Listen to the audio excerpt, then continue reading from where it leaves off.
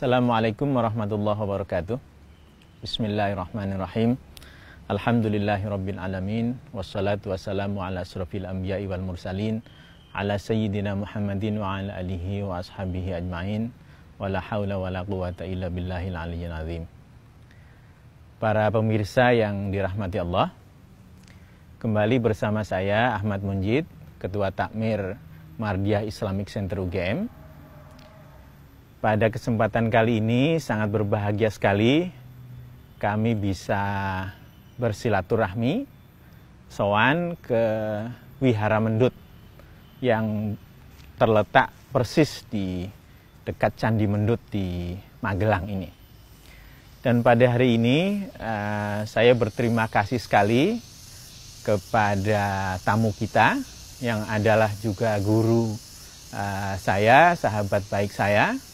Beliau adalah Bante, kami panggilnya Bante, tetapi nama lengkapnya adalah Biku Panyavaro Mahathera. Nah, perlu para pemirsa ketahui, beliau adalah seorang tokoh Buddhis yang sangat terkenal di Indonesia. Dulu saya mengenal beliau itu awal-awal karena beliau adalah aktivis gerakan interfaith bersama Gus Dur, bersama Pak TH Sumartana dan tokoh-tokoh yang lain. Jadi sejak tahun-tahun 90-an bahkan sebelumnya beliau sangat aktif. Jadi saya sangat berterima kasih untuk waktu dan kesempatan bisa bersilaturahmi dengan Bante. Selamat pagi Bante. Selamat pagi Mas. Sehat-sehat ya Bante ya. Matur nuwun sangat. Sudah lama tidak bertemu. Betul sekali. Ini COVID ini membuat kita jadi jarang ketemu. Tapi yang penting mudah-mudahan semuanya tetap sehat. Apalagi saya merasa Mas Munjid, Mbak Wiwin sudah seperti saudara saya sendiri. Terima kasih banyak Bante ya. Jadi Bante ini luar biasa karena setiap bahkan kalau lama kami nggak ketemu itu beliau suka kirim macam-macam hadiah, padahal saya tidak pernah. Itu tidak usah diceritakan. Ya baik Bante, jadi Bante ternyata dulu pernah kuliah di UGM. Pernah di psikologi. Pernah kuliah di psikologi. Iya. Tahun pada berapa? Tahun 71 sampai dengan 74. 71 sampai 74 itu sudah lama sekali. Pada waktu itu rektornya Pak Sukaji. Oh, Pak Sukaji. Sukaji. Ya. Dan Ibu Sukaji itu menjadi mahasiswa psikologi. Oh. Yang satu angkatan dengan saya. Satu angkatan dengan Bante. Iya. Nah, saya dengar setelah tidak lagi di UGM, Bante mendirikan Wihara Mendut ini ya? Iya. Mungkin terlalu berlebihan kalau dikatakan saya mendirikan. Yang mendirikan tentu banyak orang. Iya. Komunitas Buddhis dan juga dukungan dari saudara-saudara kami juga lintas agama, banyak yang membantu kami. Ya saya hanya ikut mengarahkan, dan sejak Wihara Mendut ini berdiri saya menjadi bermukim di wihara ini. Ya. Nah, beliau adalah juga kepala dari Wihara Mendut ini yang termasuk wihara cukup tua karena berdiri tahun 74 tadi. 76. Tahun ini tahun yang ke-45. Oke, tahun yang ke-45. Dan beliau juga adalah kepala dari Sangga Theravada Indonesia. Iya. Jadi kalau di dalam tradisi Islam seperti di NU itu kepala sangga itu seperti Rois Am gitu. Ya, tapi ini kecil sekali. Kecil sekali, tidak seagung Rois Am.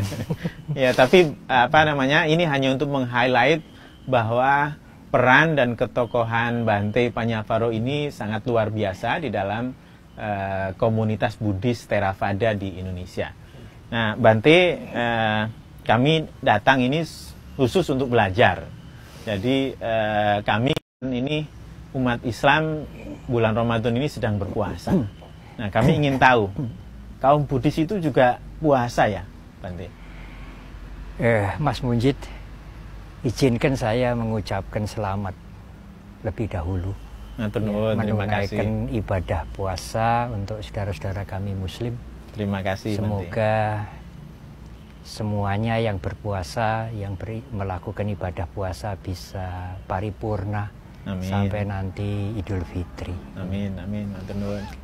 Di kalangan umat Buddha ada juga laku tertentu, ya, praktek keagamaan yang disebut dengan bahasa Sanskerta upawasa. Upawasa. Ya, upawasa, kemungkinan upawasa, kata upawasa itu menjadi pendek menjadi puasa. Oh, jadi kata puasa itu malah memang asalnya Sanskerta gitu. Saya pernah membaca demikian. Ya. Dan upawasa dalam bahasa Sanskerta atau bahasa Pali itu satu rumpun dengan bahasa Sanskerta, uposata. Ya, kami menerjemahkan itu sebagai puasa. Iya. Nah, umat Buddha dianjurkan untuk menjalankan atau praktek puasa pada hari-hari tertentu yang dianjurkan di kitab suci itu adalah pada bulan purnama, purnama sempurna, kemudian paro gelap. Paro gelap itu seminggu setelah purnama. Seminggu setelah purnama. Ya, kemudian bulan gelap. Kemudian paro terang. Paro terang itu seminggu setelah bulan gelap, menjelang purnama. Bulan gelap itu akhir bulan. Bulan gelap itu ini agak sedikit berbeda. Kalau di kalender lunar yang umum, baik tradisi Islam, tradisi Jawa, tradisi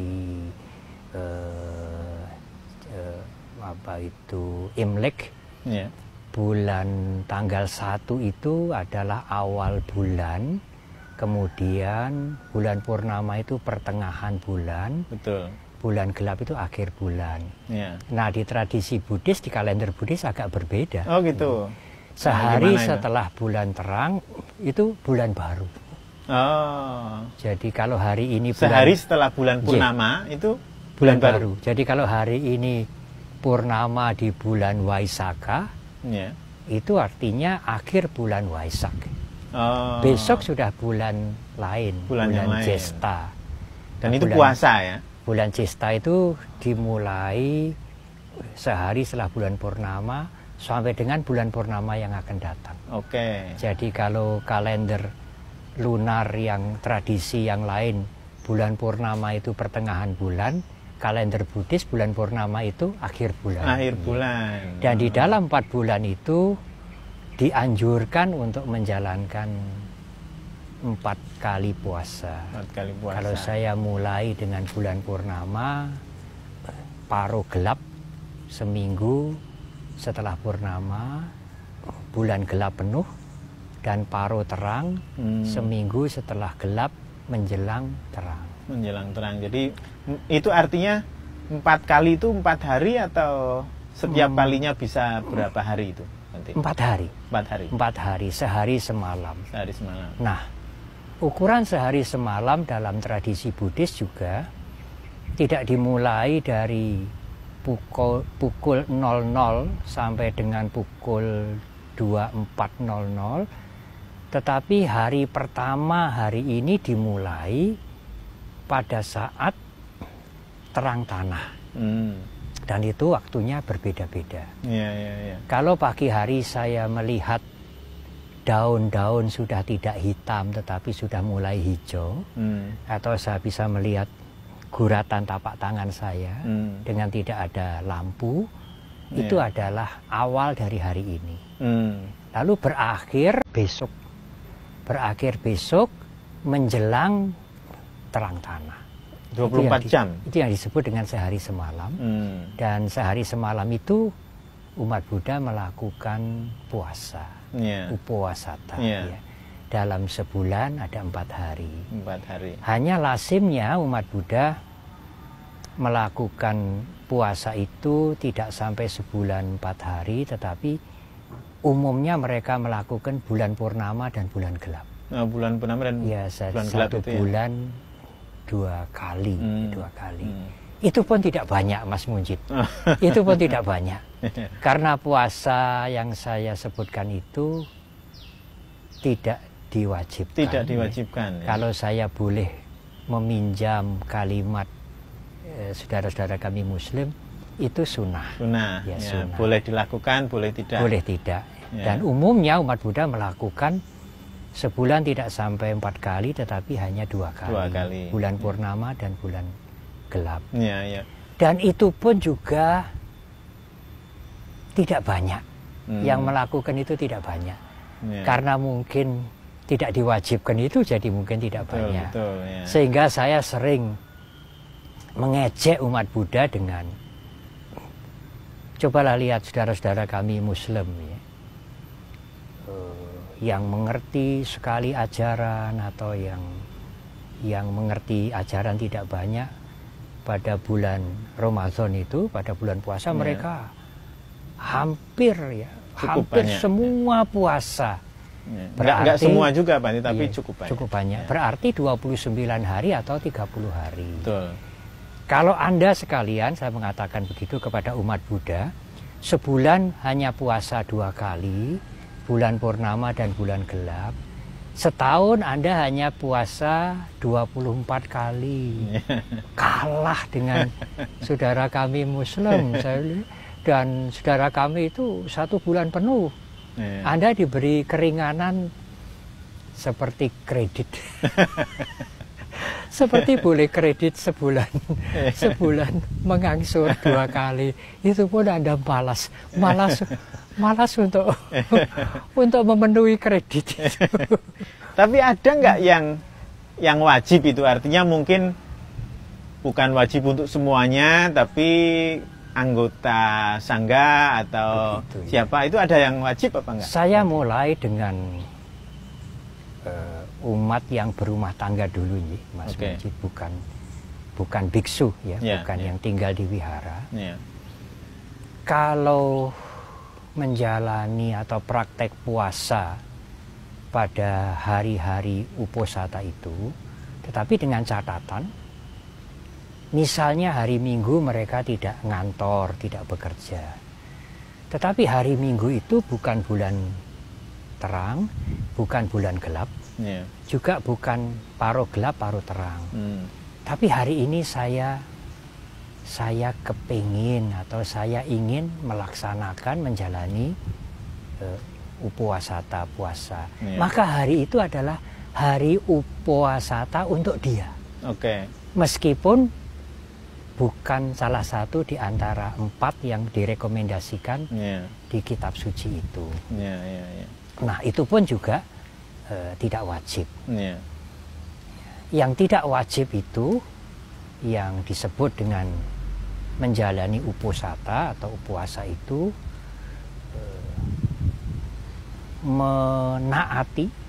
melatih diri dengan menaati 8 hal. Sedangkan yang wajib itu harus dilakukan setiap hari. Itu melaksanakan 5 hal. Apa saja itu? 8 itu apa? 5 itu apa? 5 hal ini dalam bahasa Sanskerta, bahasa Pali disebut 5 sila, Pancasila juga. Oh, Pancasila ya. Hanya sinya panjang ditulis dengan strip di atas, diucapkan sila, artinya perilaku yang sesuai dengan moralitas atau perilaku baik.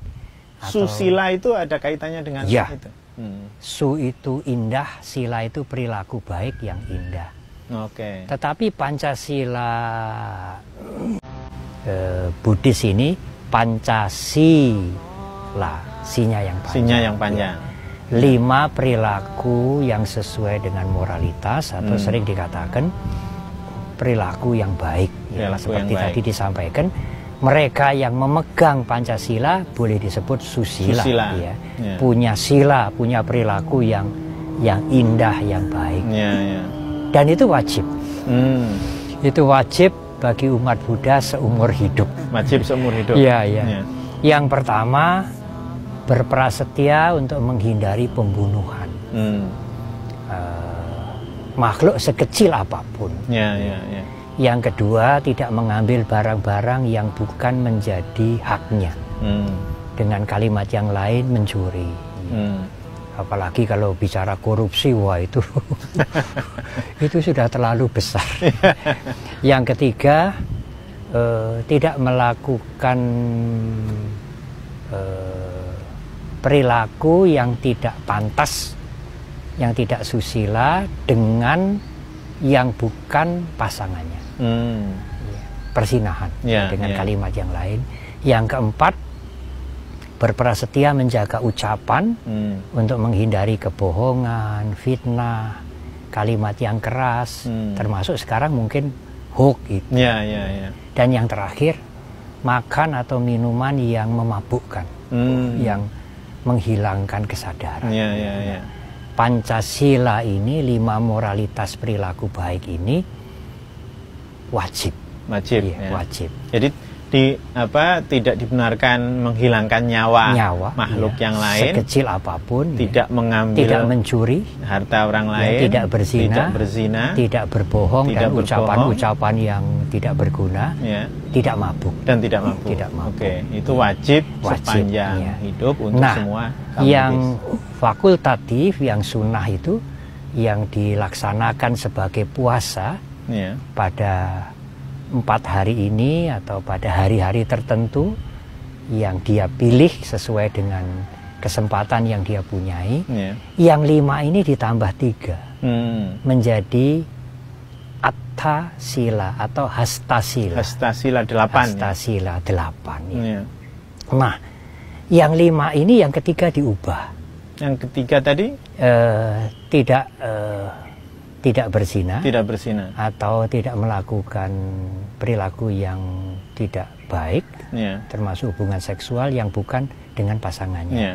Tapi pada saat umat Buddha menjalankan puasa 8 sila, dia pun tidak melakukan hubungan seksual meskipun dengan pasangannya. Pada sehari itu. Kalau dia menjalani puasa sehari, tapi kalau 3 hari berturut-turut ya 3 hari berturut-turut. Yang keempatnya sama. Kemudian yang keenam, tidak mengambil makanan selewat tengah hari. Jadi tidak makan setelah katakanlah jam 12. Iya, jam 12. Zaman dahulu kalau kami berdiri di daerah ini menghadap ke utara, kalau bayangan tubuh kami sudah berada di kanan kami, berarti sudah lewat tengah hari. Jadi sebelum bayangan tubuh itu berada di sebelah kanan, harus stop makanan. Termasuk makanan kecil, buah-buahan. Tetapi itu mungkin kalau dalam istilah Islam itu imsak itu, Bante. Pagi-pagi itu sebelum subuh itu kan ada peringatan kayak lampu setelah kuning. Imsak masih boleh. Setelah imsak masih boleh sampai azan subuh. Berapa menit itu kira-kira? Ya kira-kira 10 menitan. Nah, imsak kita itu kira-kira jam 11.15. Jam 12 tepat harus berhenti. Memang tepat tengah hari itu tidak tentu jam 12, Mas Munjid ya. Bisa lebih 5 menit, 10 menit. Tetapi melihat jadwal itu kadang-kadang malas. Sebagai gampangnya ya, asal jam 12 berhenti itu sudah sesuai dengan ketentuan dengan ketentuan. Jadi hanya tidak makan apapun.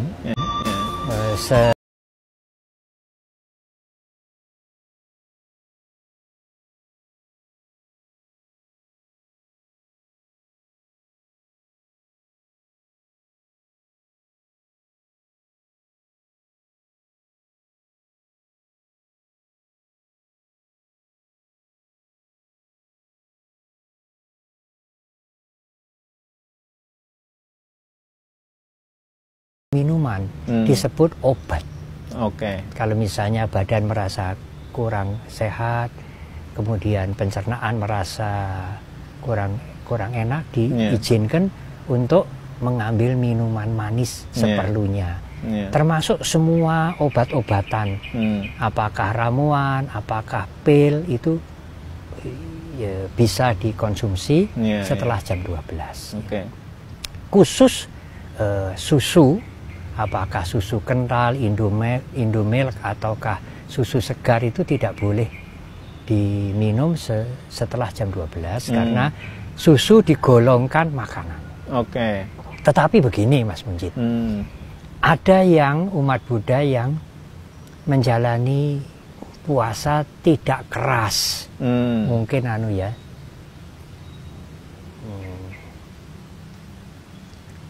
saya menggunakan kalimat apa ya, tidak ketat atau tidak ketat. Ada apa-apalah, minum susu tidak apa-apa.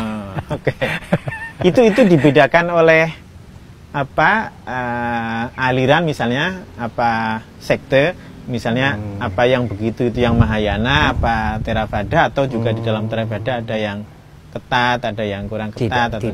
Tidak sampai ke sekte atau ke mazhab, ke aliran, tidak sampai. Ya hanya ya penafsiran itu tidak bisa dilarang. Apalagi puasa yang 8 itu juga tidak wajib.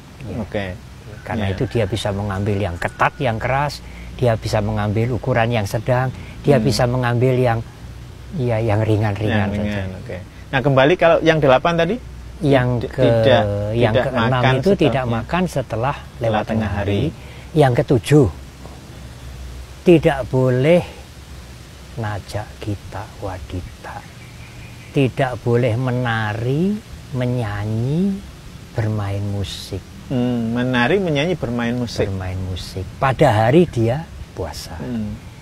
Tidak boleh memakai bahan-bahan yang intinya itu untuk bersolek, seperti apa ya, make up, kemudian apa? Punya kosmetik macam-macam. Ini semir atau minyak rambut dan pengharum dan lain-lain.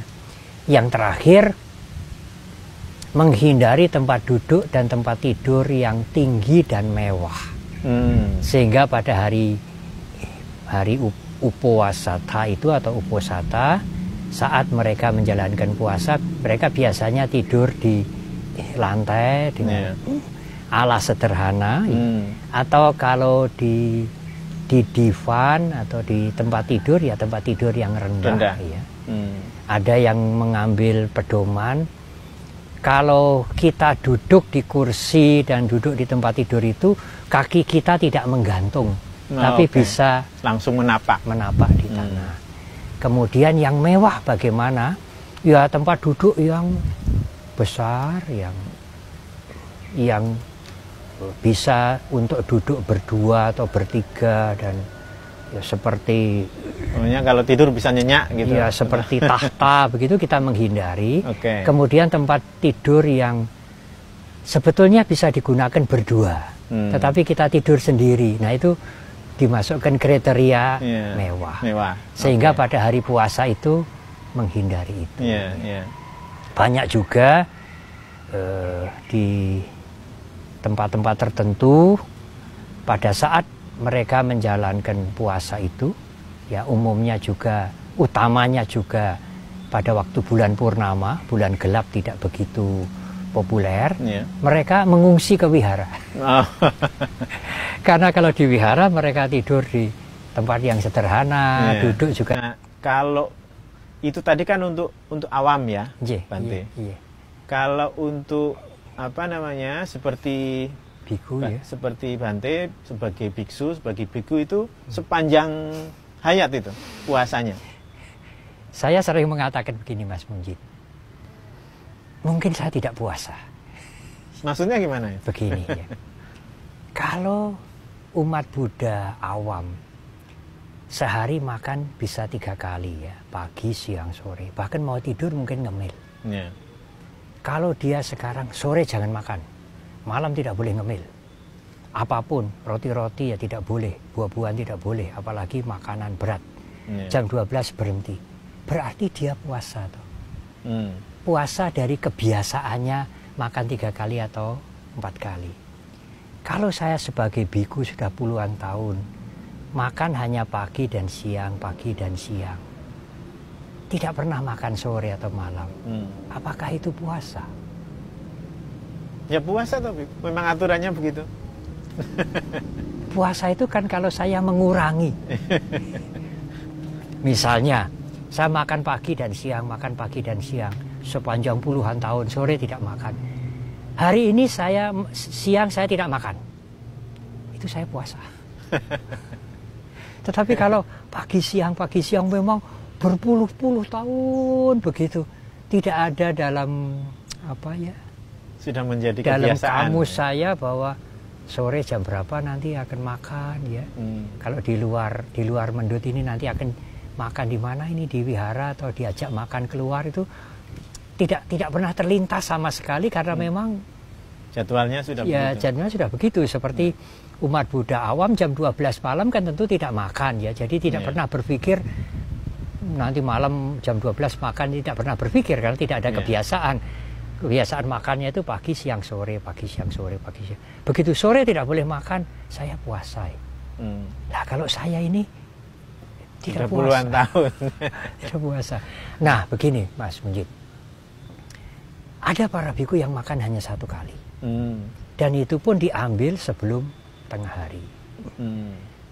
Dia boleh makan setelah terang tanah. Misalnya di sini terang tanah itu jam 4:30 atau jam lebih. Jam 5 lebih sedikit lah sudah terang tanah. Atau mengambil makanan itu jam 9 selesai.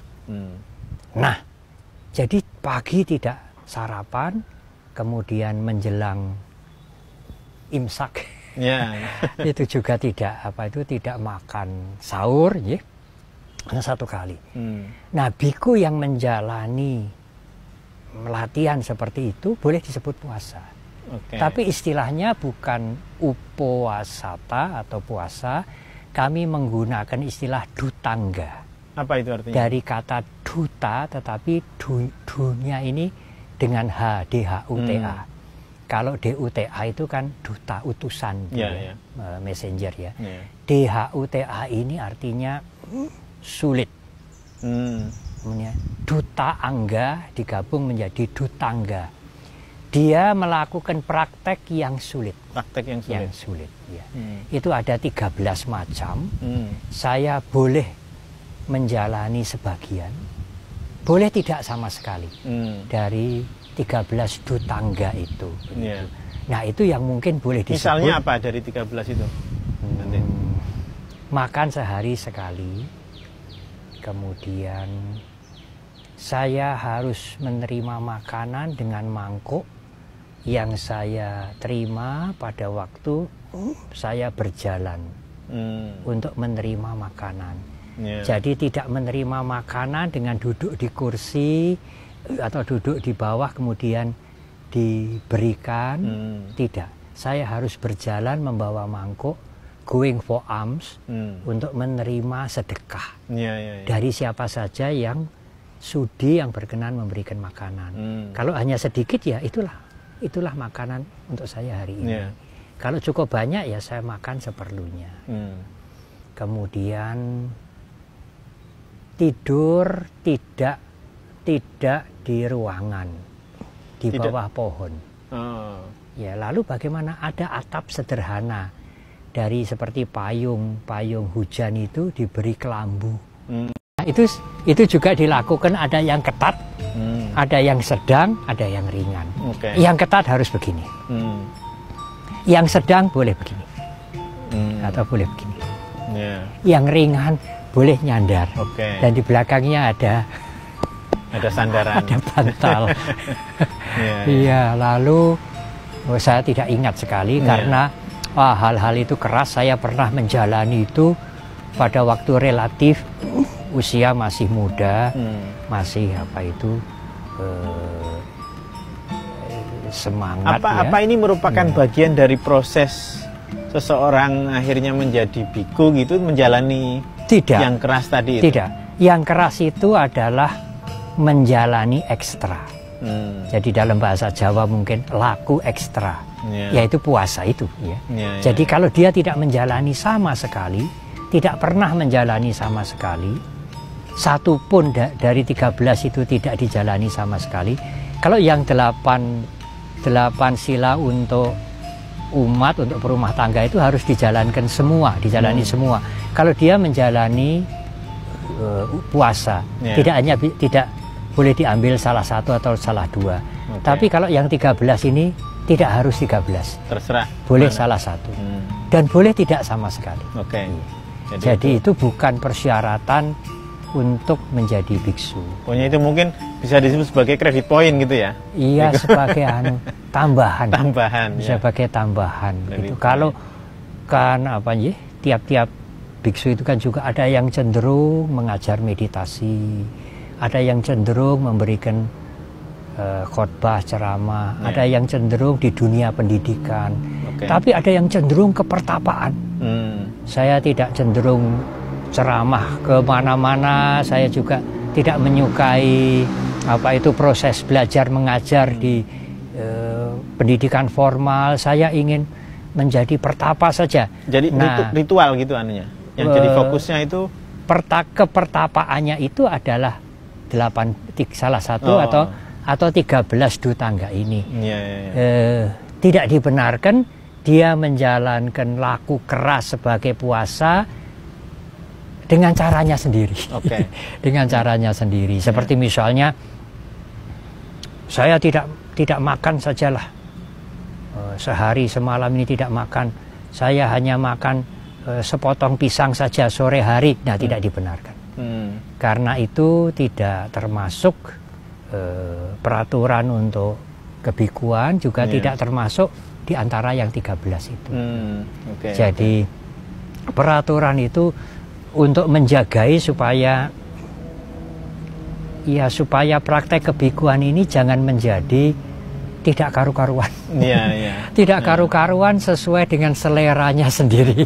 Jadi ada patokannya. Ada patokan ya. Karena selera kita itu kan masih dikotori dengan mental defilement, pamrih, kemudian hal-hal yang lain-lain ya. Kalau tidak ada patokan dari arahan dari kitab suci itu kan hawa nafsu bisa membuat patokan sendiri. Betul.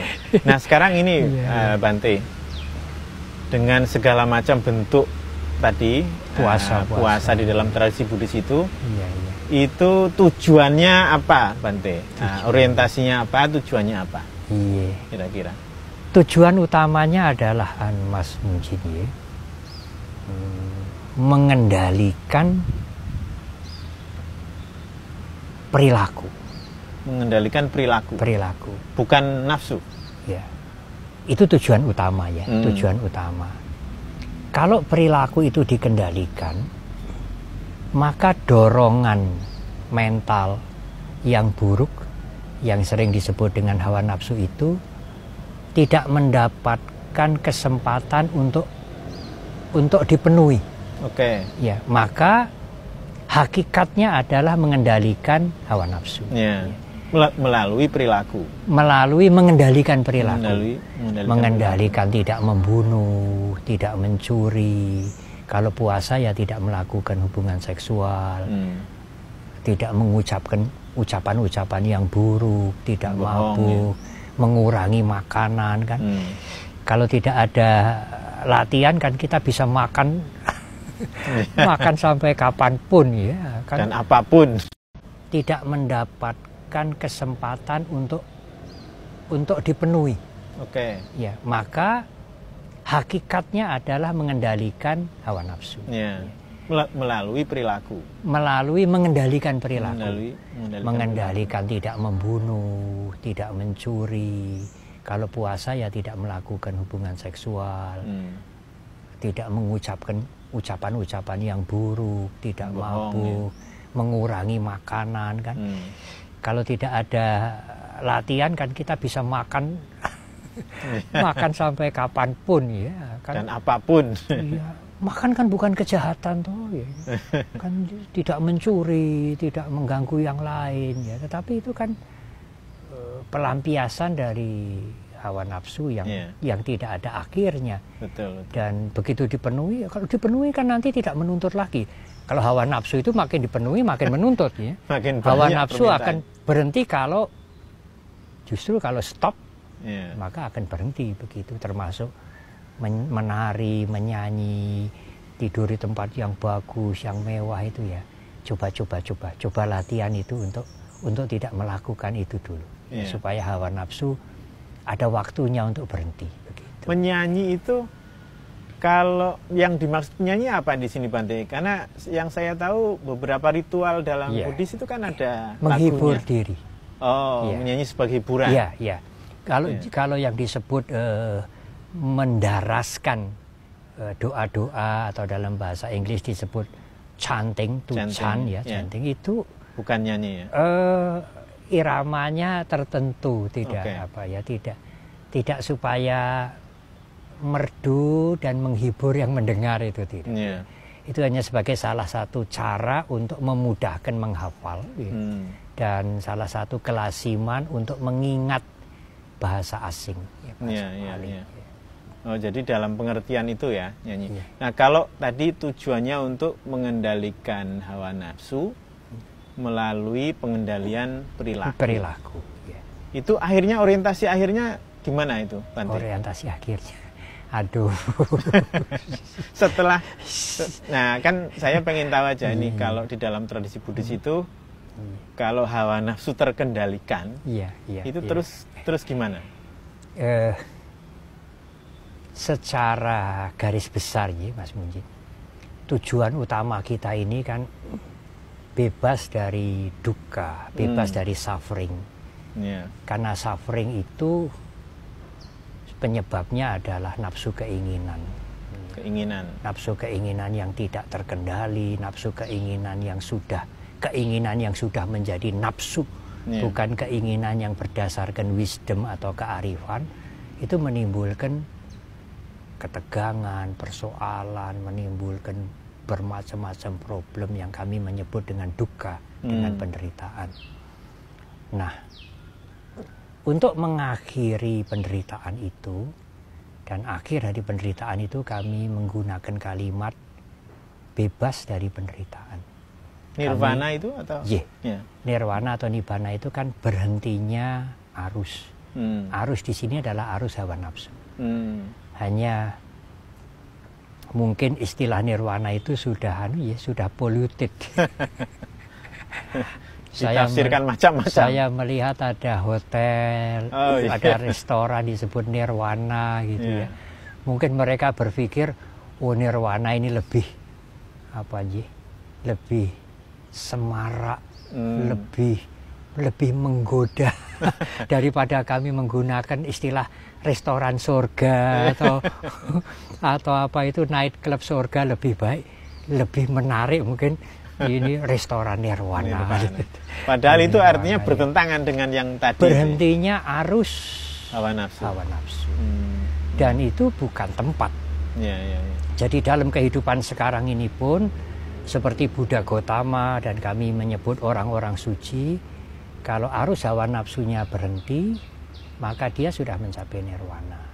Kehidupannya itu tidak dipandu lagi, tidak didorong lagi, bukan termotivasi oleh hawa nafsu, tapi kehidupannya itu termotivasi atau terarahkan oleh wisdom, oleh kearifan. Kami menyebut pratsnya atau panya, ya. Bukan lagi oleh keserakahan, ya. Karena selera kita itu kan masih dikotori dengan mental defilement, apa itu pamrih, kemudian hal-hal yang lain-lain, ya. Kalau tidak ada patokan dari arahan dari kitab suci itu kan, hawa nafsu bisa membuat patokan sendiri. Betul. Nah sekarang ini Bante, dengan segala macam bentuk tadi puasa di dalam tradisi Buddhis itu tujuannya apa, Bante? Nah, orientasinya apa, tujuannya apa? Iya. Kira-kira. Tujuan utamanya adalah Mas Munjid, mengendalikan perilaku. Mengendalikan perilaku. Perilaku. Bukan nafsu. Ya. Itu tujuan utamanya, tujuan utama. Kalau perilaku itu dikendalikan, maka dorongan mental yang buruk, yang sering disebut dengan hawa nafsu itu tidak mendapatkan kesempatan untuk dipenuhi. Oke. Ya, maka hakikatnya adalah mengendalikan hawa nafsu. Ya. Melalui perilaku. Melalui mengendalikan perilaku. Mengendalikan tidak membunuh, tidak mencuri. Kalau puasa ya tidak melakukan hubungan seksual. Tidak mengucapkan ucapan-ucapan yang buruk, tidak mabuk, mengurangi makanan kan. Kalau tidak ada latihan kan kita bisa makan makan sampai kapanpun ya kan. Dan apapun. Iya, makan kan bukan kejahatan tuh ya. Kan tidak mencuri, tidak mengganggu yang lain ya, tetapi itu kan pelampiasan dari hawa nafsu yang tidak ada akhirnya. Betul. Dan begitu dipenuhi, kalau dipenuhi kan nanti tidak menuntut lagi. Kalau hawa nafsu itu makin dipenuhi makin menuntut ya. Makin hawa nafsu akan berhenti kalau stop, maka akan berhenti begitu. Termasuk menari, menyanyi, tidur di tempat yang bagus, yang mewah itu ya. Coba latihan itu untuk tidak melakukan itu dulu, supaya hawa nafsu ada waktunya untuk berhenti. Begitu. Menyanyi itu, kalau yang dimaksud nyanyi apa di sini, Bante? Karena yang saya tahu beberapa ritual dalam Buddhis itu kan ada menghibur lagunya. Diri. Oh, menyanyi sebagai hiburan. Iya. Kalau yang disebut mendaraskan doa-doa, atau dalam bahasa Inggris disebut chanting, chanting itu bukan nyanyi ya. Iramanya tertentu, tidak supaya merdu dan menghibur yang mendengar, itu tidak. Itu hanya sebagai salah satu cara untuk memudahkan menghafal dan salah satu kelasiman untuk mengingat bahasa asing. Oh, jadi dalam pengertian itu ya nyanyi. Nah, kalau tadi tujuannya untuk mengendalikan hawa nafsu melalui pengendalian perilaku. Itu akhirnya, orientasi akhirnya gimana itu, Bante? Orientasi akhirnya, aduh. Setelah, nah kan saya pengen tahu aja nih, kalau di dalam tradisi Buddhis itu, kalau hawa nafsu terkendalikan, itu terus gimana? Secara garis besar ya, Mas Munjid, tujuan utama kita ini kan bebas dari dukkha, bebas dari suffering. Karena suffering itu penyebabnya adalah nafsu keinginan. Nafsu keinginan yang tidak terkendali, nafsu keinginan yang sudah menjadi nafsu, bukan keinginan yang berdasarkan wisdom atau kearifan. Itu menimbulkan ketegangan, persoalan, menimbulkan bermacam-macam problem yang kami menyebut dengan dukkha, dengan penderitaan. Nah, untuk mengakhiri penderitaan itu, dan akhir dari penderitaan itu, kami menggunakan kalimat bebas dari penderitaan. Nirvana itu atau? Nirvana atau nibbana itu kan berhentinya arus. Arus di sini adalah arus hawa nafsu. Hanya dari penderitaan itu kami menggunakan kalimat bebas dari penderitaan. Nirvana itu atau? Nirvana atau nibbana itu kan berhentinya arus. Arus di sini adalah arus hawa nafsu. Hanya mungkin istilah nirvana itu sudah polluted.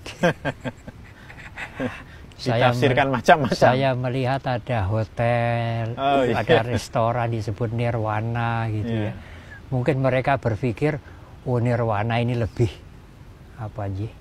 lebih semarak, lebih lebih menggoda daripada kami menggunakan istilah restoran surga atau apa itu night club surga. Lebih baik, lebih menarik mungkin ini restoran nirwana. Padahal itu artinya bertentangan dengan yang tadi. Berhentinya arus hawa nafsu. Dan itu bukan tempat. Ya.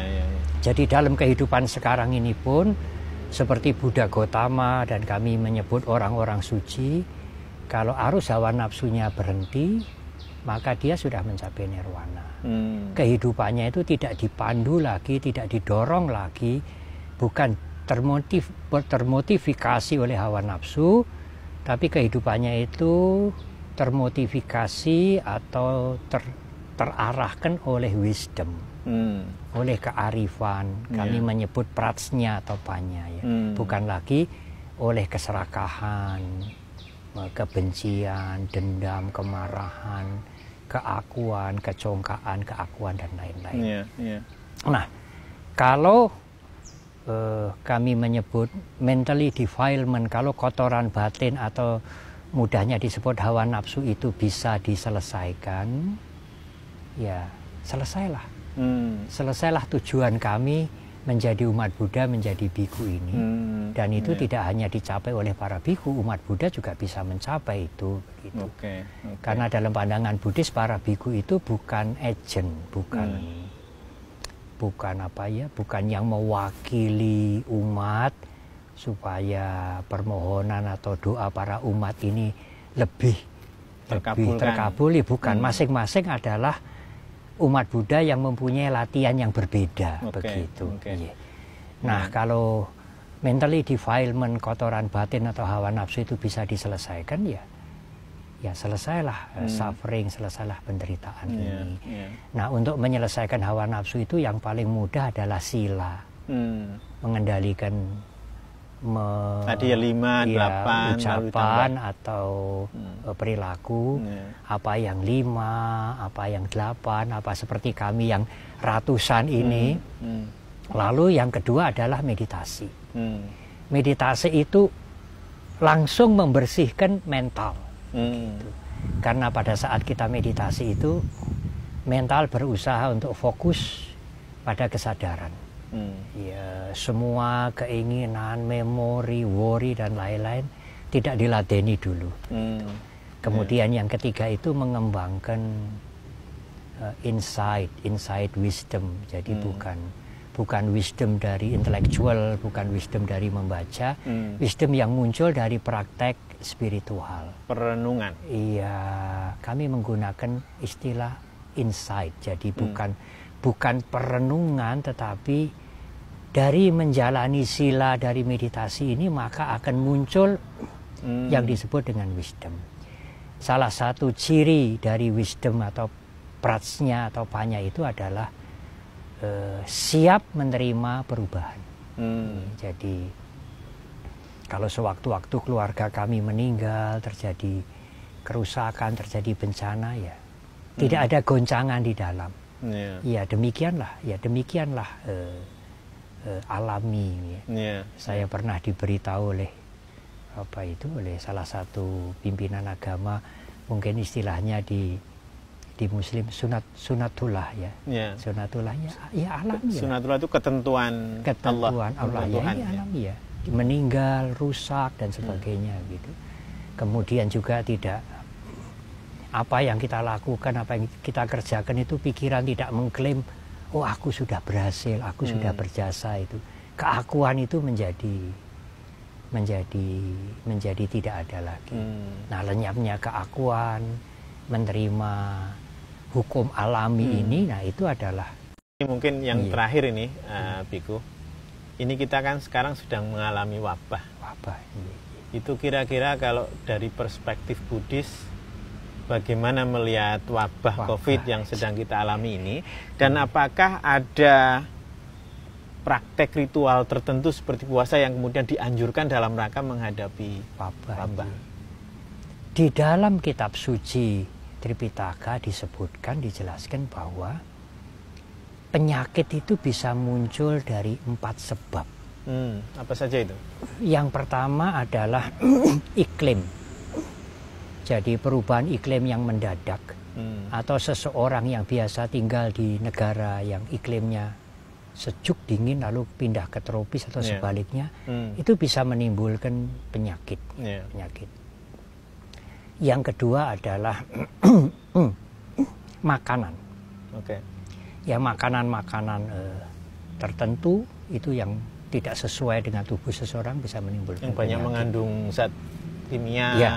Ya, dan sekarang itu banyak sekali. Iklim, makanan. Yang ketiga pikiran. Ketegangan yang terus-menerus, kemarahan yang terus-menerus, kebencian yang terus-menerus itu juga bisa mempengaruhi fisik. Dalam masa pandemi ini saya menjumpai umat Buddha yang banyak sekali fisiknya drop karena ketegangan usahanya hancur. Baik yang usaha besar, usaha kecil, kecemasan, kekhawatiran. Dan itu drop fisiknya itu luar biasa. Sampai ada seseorang yang mengirimkan foto pada saya tidak mengenali lagi dia. Padahal dia itu pada waktu masih sehat, berbeda sama sekali. Kemudian yang ketiga, yang keempat, akibat dari karma. Karma dalam arti yang sesungguhnya adalah perbuatan. Bukan akibat. Jadi perbuatan baik, karma baik mengakibatkan kebaikan. Hukumnya demikian. Karma yang buruk, kejahatan, mengakibatkan penderitaan. Nah, sekarang bagaimana dengan corona, dengan pandemi COVID ini? Ya, kita berusaha untuk menghadapi, untuk mengantisipasi pandemi ini dengan 4 hal ini. Yang pertama, banyak berjemur. Betul. Di udara yang tidak pengap. Meskipun tidak ada pandemi, di udara yang pengap juga tidak sehat. Tutup masker, cuci tangan, jaga kebersihan, minum vitamin secukupnya, tidak makan yang sembarangan. Yang ketiga, menjaga pikiran. Siap menerima perubahan, karena perubahan ini dialami semua orang. Tidak di masa pandemi pun kita akan mengalami perubahan. Lalu bagaimana kalau itu adalah penyakit atau musibah, itu pandemi itu datang pada kita karena itu akibat dari perbuatan karma buruk kita? Ya, sekarang menghadapi itu dengan banyak melakukan amal kebajikan. Peduli pada mereka yang membutuhkan bantuan, apakah hiburan, nasihat, apakah vitamin-vitamin, memberikan bantuan makanan dan lain-lain, semampu kita. Di tradisi kami dianjurkan kalau engkau makan dan masih ada suapan terakhir, dan suapan terakhir itu tinggal 1 sendok nasi. Kalau masih ada yang lain, makhluk yang lain diajak berbagi, yang 1 sendok nasi ini jangan makan sendiri. Berbagilah sedikit kepada yang lain. Dan itu anjuran yang kami anjurkan sejak mereka masih kanak-kanak untuk berbagi, memberi. Sekalipun engkau masih, yang engkau memiliki hanya tinggal 1 sendok suapan terakhir, berbagilah. Ya, itu pesan yang luar biasa, khususnya dalam situasi pandemi seperti sekarang itu, Bante. Dan pesan untuk berbagi ini, kalau boleh kami menyampaikan, ya,